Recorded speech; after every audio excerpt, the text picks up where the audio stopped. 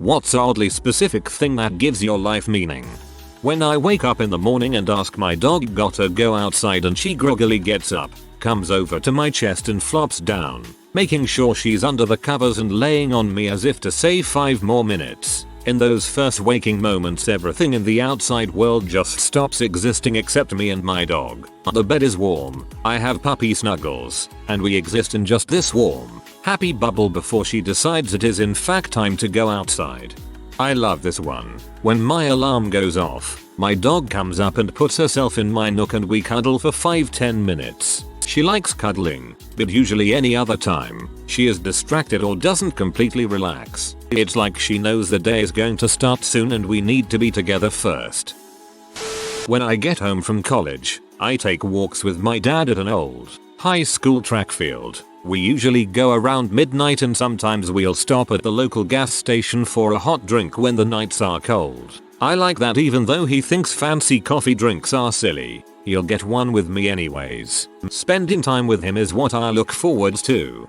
I truly love this, more so for the fact you already appreciate him and all the little things he does with you, rather than when it's too late to do anything about it.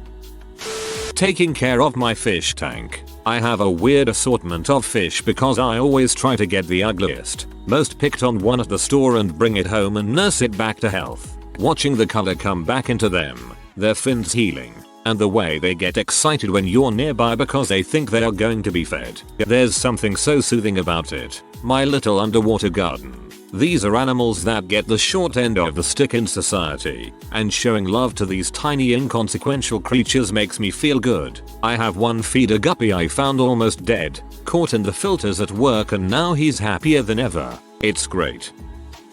I generally struggle to find the motivation to get up and go to the library to get some writing done. When I do go, I'm usually there for about 6 hours or so, but getting that first push to get out of the house, especially in winter, isn't easy. There's an older lady there, in her 60s for sure, maybe early 70s, but definitely retired, who's doing her MA in English literature and occasionally sits at the same work table as me. She's there from about 2-5 PM most days, and for the past 2 weeks we've started talking about stuff. Sometimes it's a course, I did an MA in English and used a tutor, so she asks me about stuff or for advice on her essays, and other times it's just shooting the crap for 10 minutes before we both get down to work. I've started making sure I go to the library early and more regularly just to make sure I get an opportunity to chat with her when she arrives. I really look forward to it now. Writing is a solitary sort of a job, but it's nice to have a friendly face at what amounts to the office. Plus I'm now spending more time at the library because I'm getting there earlier, which is boosting my weekly word count. Win-win. As far as I can see, I don't know about meaning exactly, but it's definitely something that makes my days a bit brighter. TLDR, my casual old lady library friend. Feeling genuine emotion. Everything felt so meh for so long and now I find myself laughing more and getting more emotional about things. It's a good feeling. Hopefully this message has helped some of you guys open your eyes to some of your bad habits. Today I led about 85 residents of a large nursing home in a holiday sing-along. They were all gathered around the grand piano in the auditorium, mostly in wheelchairs. My choir and I volunteer each year when the facility invites us to generate some Christmas cheer to a group of people who often feel sad or neglected. Seeing their smiles and having them enthusiastically call out their favorite tunes or carols adds meaning to life, both theirs and ours. Thank you for doing this. I remember visiting my grandpa at his nursing home on the day a small choir group came and sang. They did a large performance then went caroling to all the rooms where the resident couldn't get out of bed. Seeing my grandpa's neighbor get a private concert as she called it and how much it lightened up her day was great. When I tell the dog let's go outside and he prances 10 feet, stops to make sure I'm really following him, runs to the door, and spins in a circle because life is great. I have small barn with our 12 chickens. Every time I close them up, I count them off to make sure everyone is accounted for. We've had problems with raccoon and raptors attacking over time, and it's a huge relief when I get to 12. When I'm counting, which I do out loud, in a soft voice, Several of the chickens look at me, as if to say, we are trying to sleep here, leave us be. I check for eggs, check to make sure they have enough water and feed. Good night, girls, I say quietly, we love you. I turn out the light and hear soft clucking noises as I head out the door. Simultaneously very human they seem to me, and very much like chickens. I enjoy making people feel included and noticed, valued, so I'll always look for the person in the room who's by themselves and chat them up. Sometimes it's easy to notice someone who's not very confident or doesn't think anyone would be interested. Giving them a compliment and maybe talking for a bit always lights them up. You can see the shocked disbelief when they're pleasantly surprised. Such days are my favorite. As someone is often on the edge by myself, thank you. People like you make a huge difference. Scratching a specific spot on my dog's lower back. Whenever I scratch that spot he looks at me all wide-eyed and flabbergasted like, wow, what is this amazing sensation, human, you are a god, and I can't help but smile. AWW, that reminds me of my dog. I'd scratch behind his ear in such a way that would make him lean into it with his whole body weight because he liked it so much. I miss him. There are lots of things, but I think the most specific one is my alone time with my son. He hasn't been born yet, but every night after his mom has fallen asleep, I gently put my hand on him and give 3 little I love you pats, and he almost always gives me a kick or 2 back. It's probably because I'm irritating him in his sleep, but he's going to be waking me up every night for who knows how long pretty soon. So too bad, kiddo. Actually, if it makes you feel better, usually babies in utero fall asleep during the day by the mother's movement. When she is asleep they are usually awake. So you're probably not bothering him, and he's happy to say hi. Eating freshly peeled mangoes like they're apples. None of that cutting off chunks garbage. Chomp down on that sucker and let the juice roll down your face. Sure, you might need to shower afterwards, but it's the purest sense of joy I consistently experience. When I was a kid visiting my grandparents, I would peel a fresh mango and eat it over the sink. Mango juice up to my elbows, all over my face, and in my hair. I think my record was 6 in a sitting. Seriously, best thing ever. Being the young guy in Narcotics Anonymous. I'm only 19 and it's pretty rare to see anyone around my age trying to get clean. I think I can speak for most teenagers in that our world seems so small. Having to let go of lifelong friends for personal happiness is one of the hardest things I've ever had to do. It definitely gives me a sense of purpose to be there to show other kids around my age who are struggling that it is possible to get clean young. Thank you guys so much for all the support. I went from college to homeless to rehabs to psych wards and then jail all in the past 2 years. I wanted to just be dead for so long. IDC if anyone thinks it dramatic, because as long as one person who is struggling with mental illness or addiction sees this and feels uplifted or hopeful, then I am grateful. No one should ever have to feel the way I did. Just know that you are not alone. You can do it. Spreading positivity while online gaming. Lifting up your teammates when they do something bad or getting onto someone when they insult someone else. We're all here to have some fun and let off steam. Don't go and ruin that for us. My PSN is Aggie bruh, if you all would like to play Rainbow Six or Rocket League, I'm down most nights. You're a trash can, not a trash can't. The email I have set to go out if I don't delay it once a month, revealing confidential information on everyone who wants me dead. I try to compliment people and be extra pleasant to strangers. I hold doors, smile and interact with people in passing as often as possible. I'll probably end up being held for ransom or debauched and murdered one day because of it, but it makes me happy to make other people smile. Dude, me too. I once found myself housing 2 people in my 12 square meters dorm room, but it's so lovely being nice, and I've met and made great friends from it. I am close to the end of a long military career. I made the rank I wanted to. I have nothing else to work for, and just riding my last 2 years out. I help, train and mentor folks. I push people forward and help them succeed. I don't need to or have to. I just enjoy helping kids that are just starting out. I have a little code I made up called Vindictus, which is vengeance in Latin. Or at least I think it is IDK, but it sounds cool.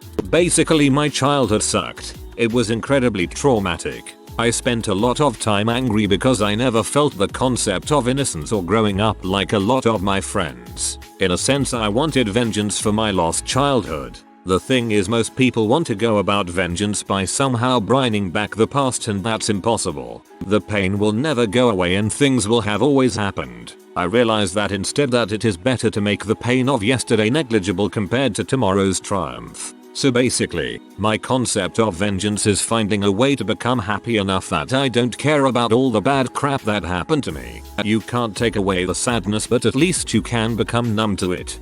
I still have days of anger, sadness, few and far between, but I do try to be happy and joyful most days. Never thought of it like this before. Flipping it so the anger sadness is on the other side. I like this Vindictus code. My 3-year-old son doesn't like public toilet hand dryers. I think the volume and the fact you're in a small space scares him. He usually forgets they exist until someone turns one on, and every time it happens his little hand will shoot up to grab mine. A little bit of reassurance for him. Reminds me that no matter how often I feel like I'm pretending at being an adult, this little dude thinks I can protect him from the scary things.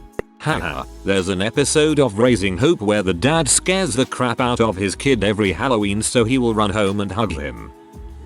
I'm 21. I was adopted at birth. I've never met any biological relatives, and I've always wanted to know my other family. In like 2 weeks I'm going to meet my birth mother for the first time. I'm terrified and excited beyond belief. This is the only thing getting me through finals. Otherwise, I want to see the world. I traveled for the first time this past summer and now I want to explore everywhere.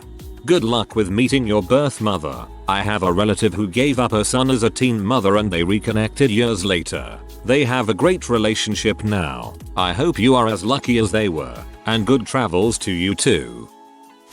As cliched as it sounds, existing in general gives my life meaning. Sometimes while I'm alone I'm just grateful to be alive. It gives me motivation during tough times, hope during sad times, and joy during happy times. Existing as an individual in my little world in this gigantic cosmic entity gives me a sort of purpose. My goal is to give as many dogs as possible a loving and healthy home for as long as I live, up to 5 through my lifetime so far. Cooking. It's my job and my life outside work. The source and cure for most of my stresses really. I know it won't be my job forever, but there's something about putting a knife to a chopping board, a pan on the heat, peeling some veg or kneading some dough that helps calm me down. It makes me feel a bit more whole. And I know that even when it's not my profession anymore, it'll be there for feeding all the people I love and care about, and that's more than good enough for me. I love meal planning and cooking healthy, nutritious, and delish meals for my family. Picking out all the items at the store, finding things I know they love to eat, knowing they can find food in the fridge when they open it up. What a feeling. Brushing scraping snow off of people's cars. Even better if they aren't looking or aware of it. I try to do that when it snows at night at work before everyone leaves, and I love seeing their reactions to it. That's great. Right now I think about shoveling my neighbor's driveway. He's old and I don't know how he would react to that crazy German lady shoveling his driveway, but I already did mine and I have so much shoveling left in me, lol. My cats are literally why I haven't killed myself. As in them meowing to be fed made me take my finger off the trigger. To the people asking, no, I'm not alright. My last relationship was 7 years ago and life has been nothing but downhill since. Even though things are getting objectively better, I'm still just nothing but a ball of unending physical pain, emotionally emptiness, apathy, hurt, and anger. Sell the guns, then. Best thing you can do to make sure they have time to save you next time, too, is to make sure the decision isn't as easily accessible. I feed the pigeons. I sometimes feed the sparrows too. It gives me a sense of enormous well-being, and then I'm happy for the rest of the day, safe in the knowledge there will always be a bit of my heart devoted to it. Park life. I'm disfellowshipped from the JW community and therefore my family shuns me. They believe that anyone who leaves the church will no longer receive blessings from God and only do so to live a life of sin and to be a part of Satan's world. I decided to not be a JW 7 years ago and as a result I couldn't live at home. I was homeless and working 3 jobs to survive and get my associate's degree. 7 years later and I am getting my master degree, have an amazing husband, and our own little apartment. I finally was able to afford a 6-foot Christmas tree and I've never been happier. Knowing my family wants nothing more than to watch me fail so I'll come back to Jehovah is the biggest motivation to be a good person and successful, especially knowing I've done it all without their help.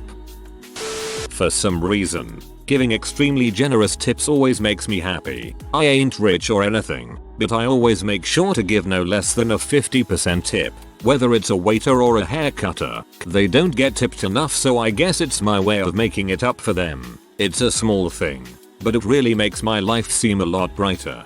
Man, I would love to be a service provider for you. Wait, that came out wrong.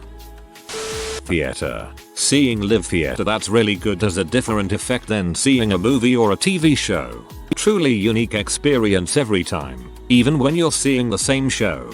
I'm involved in a small community theater and you just made my day. Like all entertainment sources outside the home, our attendance has been declining for decades as we compete against HD widescreen TVs. There's nothing like live entertainment. Knowing that my boyfriend is still in touch with his emotions because of me, after years of bad experiences and people, he became a very jaded person. He says that I've brought him back to life. I know I'm not significant to the world, but to him, I'm his world.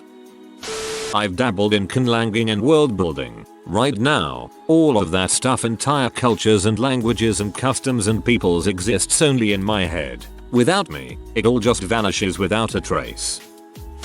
Knitting. You have to enjoy the process and not just the outcome, but it also feels great to see someone enjoying something you've made. Also, if I ever had to be on bed rest or had a horrible accident, or even became blind, I would still be able to do it.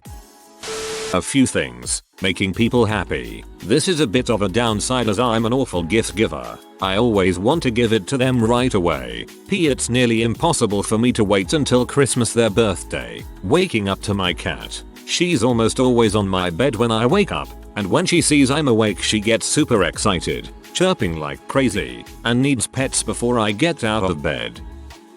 Music. There is always a new artist to find and enjoy their music. It helps me focus. I am constantly playing music because if I didn't have some sort of background noise I would panic. I stress out very easily and I found that it helps me pay attention to what needs to be done instead of letting any external things bother me. I found that learning guitar helps out a lot. When I have a bad day I try to go back to my room and either learn something or make up something entirely new. I might not be great but it is surprisingly relaxing. I believe that there is nothing better than hearing an amazing song for the first time.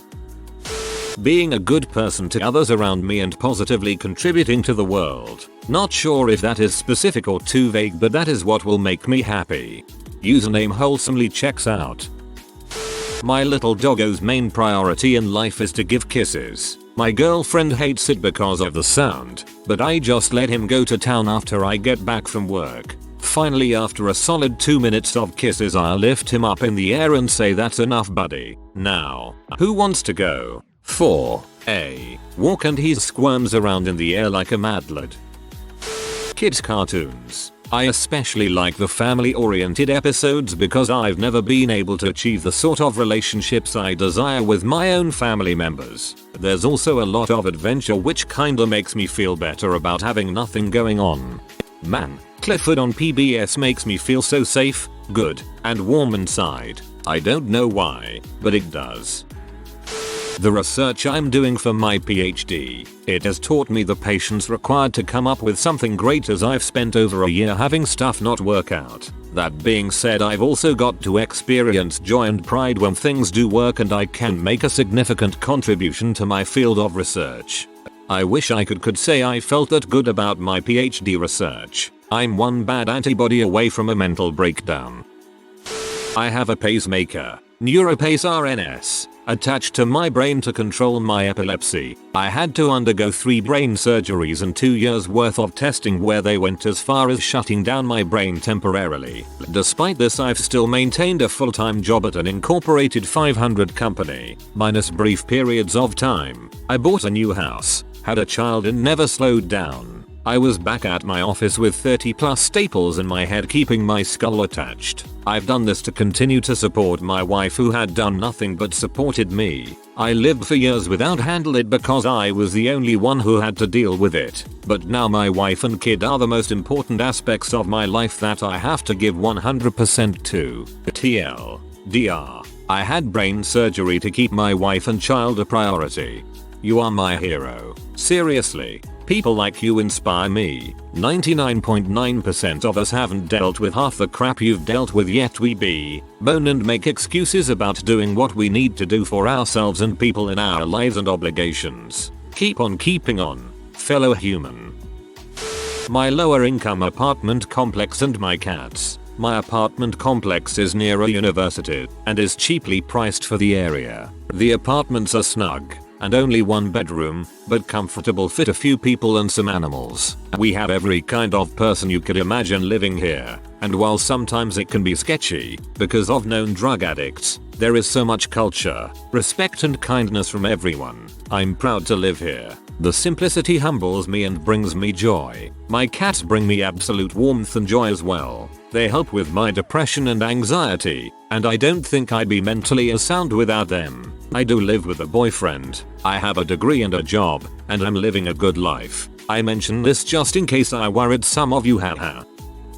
Introducing my daughter to good music. I love everything about her, and she has made life magical in a million ways, but when she asks for the Beatles by name and sings along to Golden Slumbers, I get all the freaking feels. Learning about another culture. I just moved to Montreal, where I am slowly learning the language and delving deep into what it means to be a native of this city. It just makes me feel so much more fulfilled trying to become a part of something that is so different than what I grew up knowing, experiencing. If you are new to the channel, you can subscribe. I publish new videos every day. Until then, check another video.